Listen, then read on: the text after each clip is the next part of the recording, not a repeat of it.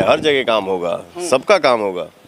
कितना गाना का आदिशक्ति फिल्म का ये रिकॉर्डिंग है शूटिंग? सावन के एक गाना हुई ना एगो कंपनी में। गीत भी आने वाला है। हाँ, सावन के बाद। हाँ पवन पांडे के राइटिंग द्वारा आने वाला है आदिशक्ति फिल्म का। हाँ, बहुत जल्दी। चलो बिल्कुल, सावन के पावन महीना में आज बिहार में आए हैं पवन सिंह और साथ में हमारे साथ लाइव जुड़ चुके हैं। सबसे बड़ी खबर आरती न्यूज पर, ये सबसे पहली बार मैं दिखाने का प्रयास कर रहा हूं, यानी बिहार में आ चुके हैं पवन सिंह और हार्दिक शुभकामनाएं भी दिए हैं क्योंकि आरती न्यूज के 1 मिलियन क्रॉस हो गया है। हार्दिक शुभकामनाएं भी दिए हैं और जल्द हम लोग साथ में भैया के साथ केक काटेंगे। यानी सबसे बड़ी खबर आरती न्यूज पर मैं दिखाते चलूंगा, दल बल के साथ है पवन सिंह।